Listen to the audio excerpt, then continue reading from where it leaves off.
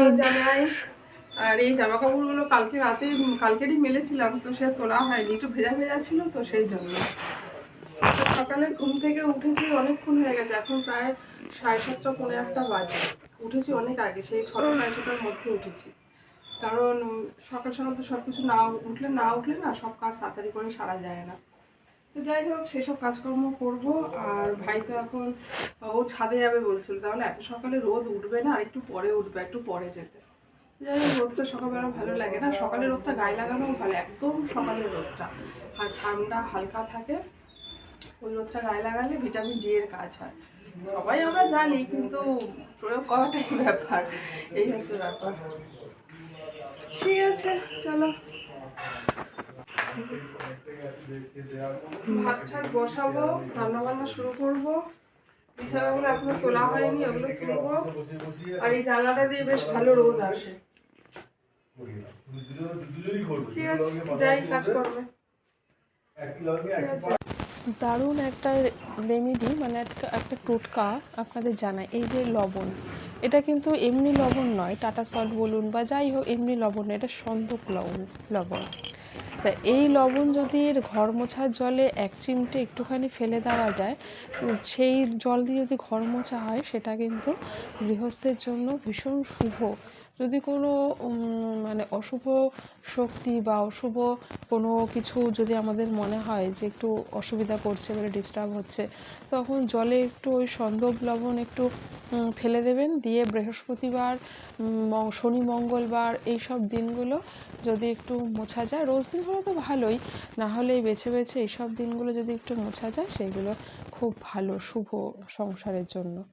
আর এই যে এদিকে এই ভাই তো চলে এসছে, তাও একটুখানি ছাদে যাবে বলছে সকালে ঠান্ডায়, ছাদে গিয়ে একটু রোদ খাবে, এরকম একটা ওর ব্যাপার।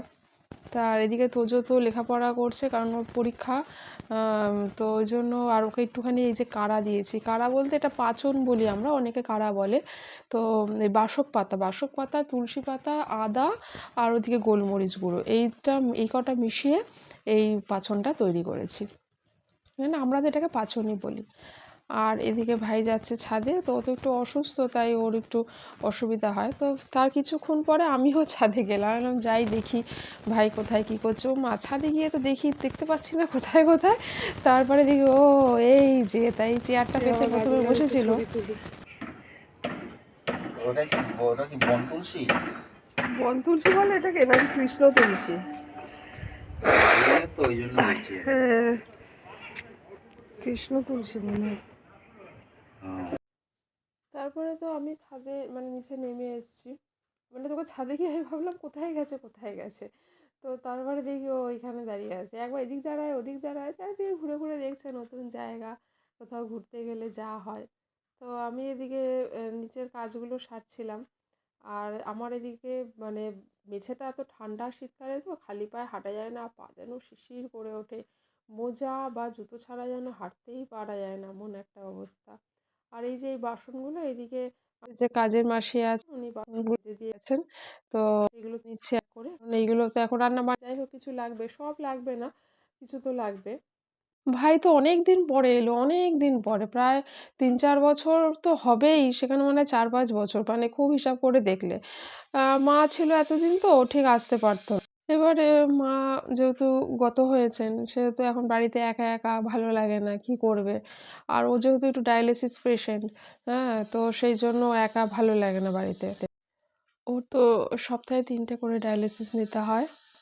তো একা একা আগে মা ছিল, তো মার সাথে কথাবার্তা, ঝগড়াঝাটি, কথা কাটাকাটি, যাই যেটুকু হোক, তবু একটা মানুষ থাকতো, আমাদের কাজে মাসে আসতেন, বাড়িতে একটা যেটুখানি হোক একটা জমজমাটি ভাব ছিল। এখন একদমই একা পড়ে আছে না, ভালো লাগে না। এবার আমরা যাই, কত আর যাব, যখন যেমন সুবিধা হলো গেলাম। তার থেকে ও যদি আসে তাহলে এই জিনিসটা বেশি বেটার হয়, বেশি সুবিধাজনক হয়। তাই ঘুরিয়ে ফিরিয়ে 3 বোনের বাড়িতেই ও যখন যেমন সুবিধা হবে ও যাতায়াত করবে, এটাই মানে ঠিক হলো আর কি, মানে এটাই ভালো হবে। আর আজকে রান্না করব হচ্ছে চিংড়ি মাছের মালাইকারি করব, নিরামিষ মালাইকারি। ওটাতে না মানে দেবো না কিছু, পেঁয়াজ রসুন দিয়ে হবে না। আর এই মাছের একটা ঝোল হবে, এটা হচ্ছে ভাঙন মাছ। আলু দিয়ে যেমন কালো জিরে টমেটো দিয়ে যেমন হয় নর্মালি ঝোলটা সেরকমই করব। আদা পেঁয়াজ রসুন দিয়ে যে খুব জমজমাটি ঝোল করব তা নয়, কারণ যেহেতু মাংসটা আছে। আর এই যে এটা হচ্ছে চিংড়ি মাছের মালাইকারি, দারুণ টেস্ট হয়েছিল, দারুণ, সে ভাষায় প্রকাশ না, মানে ভীষণ ভালো হয়েছিল, নিরামিষভাবে করেছিলাম। আর এখানে হচ্ছে দেশি চিকেন হয়েছিল, ওটাও ভীষণ ভালো হয়েছিল, ভীষণ গলে গেছিলো, নরম হয়েছিল। আর বাড়িতে পাতা টক দই তো আমার সারা বছরই থাকে, আর যদি নাও বা থাকে আমরা কেনা টক দই খাই, মানে মোট কথা টক দইটা আমাদের নিত্য নৈমিত্য থাকে, খুব স্কিপ না করলে। তার সাথে স্যালাড ছিল। আর এই যে এদিকে খাওয়া দাওয়া বসেছে, আমার জায়ের ছেলে এসেছিল, আর তারপরে তো ওরা ভাই টাই সব খেতে বসেছিল। অনেক দিন পর কিন্তু ভাই এলো। আর প্রথমে যে টোটকাটা বললাম, দারুণ টোটকা কিন্তু। আর এই যে ও তো ন্যাড়া হয়েছে, মার এখন এই অবস্থা তো হতেই হবে। তো যাই হোক, এরই সাথে আজকের ভিডিওতে আসলাম সবাইকে টাটা বাই বাই বলে। সবাই ভালো থাকবেন, আর যদি এতটুকু কিছু ভালো লাগে প্লিজ লাইক শেয়ার সাবস্ক্রাইব করে আমার পাশে একটু থাকবেন। আর যারা অলরেডি কাজটি করেছেন তাদেরকে জানাই অসংখ্য আন্তরিক ধন্যবাদ। আসছি তাহলে, টাটা।